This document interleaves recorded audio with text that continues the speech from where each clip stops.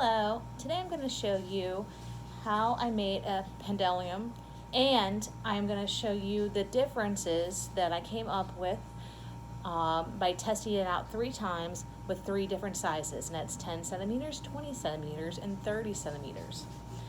First, I'm going to show you the supplies I had today.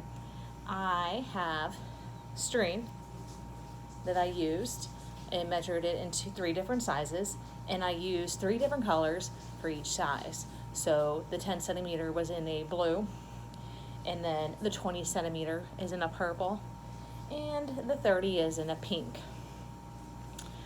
I thought also by color coding it, I also went ahead and when I made my chart, I did round 1 in pink, round 2 in blue, and round 3 in purple to try to keep with a theme. What we did during the process was we have our pendulums, and I have my washer on one end, and I used a timer, and I counted how many times in 10 seconds, and it went like this each time. So this is the 10 centimeter one. As you can see, it goes a little bit faster than the others, as you will see here in a moment. That's the 10. Then I have the 20.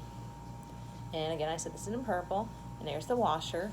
And you'll see that it goes maybe as fast as the 10, but its motion is a little bit more back and forth in a nicer pattern. I found the bigger they got, the easier it also is to count. Now I have the 30. The 30 I thought was in, let me see if it does it again, interesting way it moves around. It kind of goes more into a circular motion.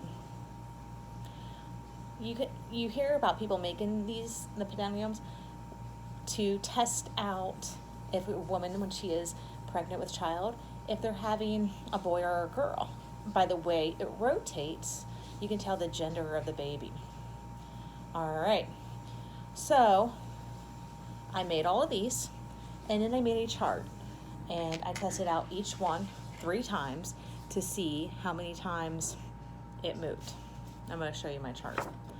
So here is the chart that I made, and you can see I did it in rounds and in sizes. The 10 centimeter, like I said, goes way faster. First round is 14, the second round was 15, and the third round was 17. Then we moved around, and the 20 was very consistent, 11 each round. Then we moved up to the 30, and like I said, it moves around in the big circular motion, so it seemed like it went slower each time. I started with 10, and then the next 2 rounds were a 9. So as you can see, the difference in size does make a difference on the way it moves around, and also we'll go over that part again. See?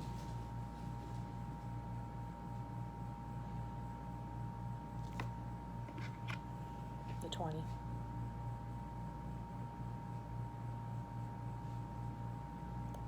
And then the 30, that again moves around more rounder than the other ones, because the other ones kind of went straight forward, back and forth, where this one likes to go around in a circular motion.